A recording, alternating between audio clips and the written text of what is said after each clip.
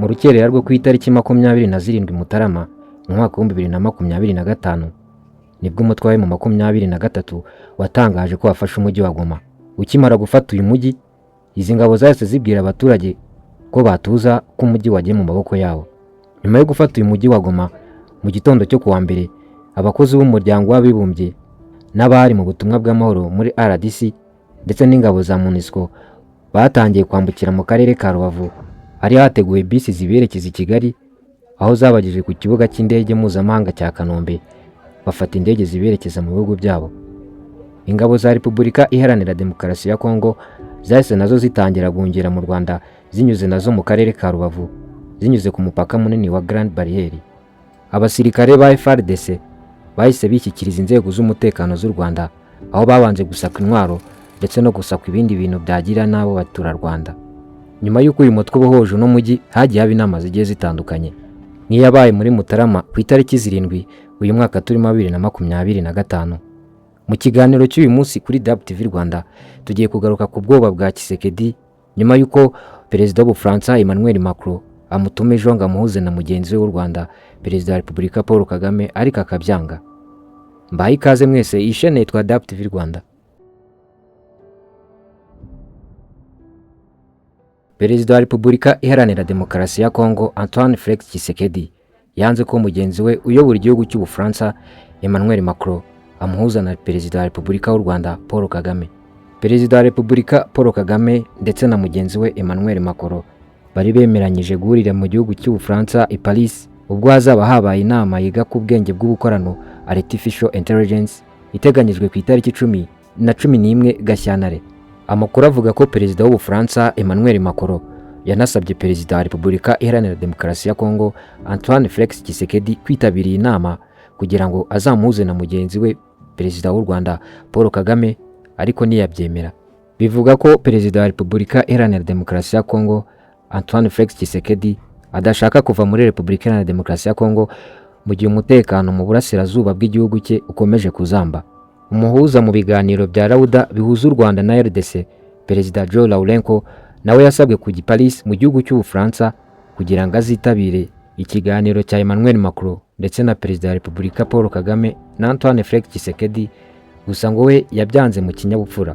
Perezida Lourenco uyobora igihugu cya Angola akaba nitegura kuyobora umuryango wa Afurika yunze ubumwe tariki 16 Gashyantare mu mwaka wa 2025 yagaragaje ko yifuza kubona Abanyafurika bikemura ibibazo byabo bidasabye umuhuza wa hanze ya Afurika. Nubwo Tshisekedi ari gusiba inama ziri kubera hanze ya Repubulika Iharanira Demokarasi ya Kongo, umubano we na Perezida w'Ubufaransa Emmanuel Macron si mwiza be na gato. Uyu munyekongo yagaragaje uburakari bukabije muri Nzeri mu mwaka wa 2024 ubwo yasohokaga mu nama y'umuryango w'ibihugu bikoresha Igifaransa, aziza Emmanuel Macron ko yanze kwamagana u Rwanda. Icyifuzo cyo kwamagana u Rwanda cyashingiraga ku birego bya leta ya Kongo irushinja gufasha umutwe witwaje intwaro wa M23 cyangwa se M23. Ibyo ni ibirego igihugu cy'u Rwanda rwagiye rubihakana kenshi, rusobanura ko nta shingiro bifite, ahubwo rwagaragaje ko leta irushinja ari Repubulika Iharanira Demokarasi ya Kongo ikorana n'umutwe wa FDLR wasize ukoze jenoside mu Rwanda mu 1994. Uyu mutwe wa FDLR wagiye ugaragaza kenshi gushaka guhungabanya umutekano w'u Rwanda. Perezida Emmanuel Macron uyobora igihugu cy'Ubufaransa yigeze guhuriza Perezida Kagame ndetse na Antoine Felix Tshisekedi mu biganiro byo muri Nzeri mu mwaka wa 2022 ubwo bari bitabiriye inteko rusange y'umuryango w'abibumbye yabereye New York ho muri Leta Zunze Ubumwe za Amerika. Nyuma yaho kongera kubahuza i Paris binaniranye, hatekerejwe indi nzira. Inshingano zishobora kuzaba nyinshi kuri Perezida wa Angola ubwo azaba agiye kuyobora umuryango wa Afurika yunze ubumwe, bikazaba ngombwa ko ashyikirizwa undi muntu ubuhuza bw'u Rwanda ndetse na Repubulika Iharanira Demokarasi ya Kongo. Ni muri urwo rwego hatekerejwe igihugu cya Qatar nk'umuhuza ufite ubunararibonye, ariko ibi ngibi Perezida wa Repubulika Iharanira Demokarasi ya Kongo Antoine Felix Tshisekedi nabyo yarabyanze. Bagaragaza ko iki gihugu ari inshuti y'u Rwanda, bityo leta ya Kongo ivuga ko iki gihugu cya Qatar gishobora kubogamira ku gihugu cy'u Rwanda. Ku mwanya w'umuhuza hanatekerejwe Perezida wa Mauritania akaba n'umuyobozi mukuru uri gucyura igihe w'umuryango wa Afurika yunze ubumwe Mohamed Ould.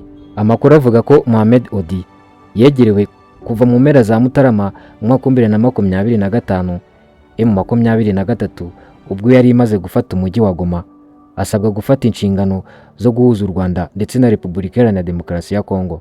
Si ubwa mbere Perezida wa Mauritania Mohamed Ould yaba agiye kwinjira muri iki kibazo cya leta y'u Rwanda ndetse na Repubulika Iharanira Demokarasi ya Kongo.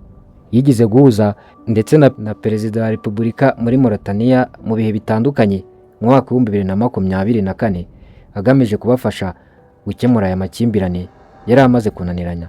Byari biteganyijwe ko Perezida wa Repubulika ndetse na Antoine Felix Tshisekedi, Perezida wa Repubulika Iharanira Demokarasi ya Kongo, bahurira Dar es Salaam muri Tanzania, bitabiriye inama y'abakuru b'ibihugu by'umuryango wa Afurika y'Iburasirazuba EAC ndetse n'umuryango wa Afurika y'Amajyepfo SADC. Ku itariki 7 Gashyantare umwaka wa 2025, Perezida wa Repubulika Paul Kagame yitabiriye inama ishakira ibisubizo by'intambara yo mu burasirazuba bwa Repubulika Iharanira Demokarasi ya Kongo. Ni inama yabereye Dar es Salaam muri Tanzania. Ni mu gihe mugenzi we uyobora igihugu cya Kongo Antoine Felix Tshisekedi we yayitabiriye hifashishijwe ikoranabuhanga, kuko Tshisekedi we ntiyigeze agera muri Tanzania. Ni inama yitabiriwe n'abakuru b'ibihugu bagiye batandukanye, barimo Perezida wa Tanzania, wa Uganda, wa Kenya, wa Mozambique ndetse n'uwa South Africa. Nyuma y'uko umutwe wa M23 umaze gufata Goma, kuri ubu ngubu ubuzima buragenda ndetse n'umuriro n'amazi byatangiye kugaruka. Kuri ubu ngubu n'amashuri akaba yatangiye gufungura. Ejo bundi umuvugizi wa M23 Lieutenant Colonel Biringoma yatangaje ko Perezida Evariste Ndayishimiye yiyemeje guhagararira no kuba umubyeyi w'umutwe w'iterabwoba wa FDLR, umutwe wasize ukoze jenoside mu Rwanda mu 1994. Lieutenant Biringoma yatangaje ko ubutegetsi bwa Antoine Felix Tshisekedi uyobora Repubulika Iharanira Demokarasi ya Kongo bakorana na leta y'u Burundi yamunzwe n'amacakubiri, interahamwe n'ingabo z'umuryango wa Afurika y'Amajyepfo SADC, abacanshuro n'imitwe ihuriye muri Wazalendo.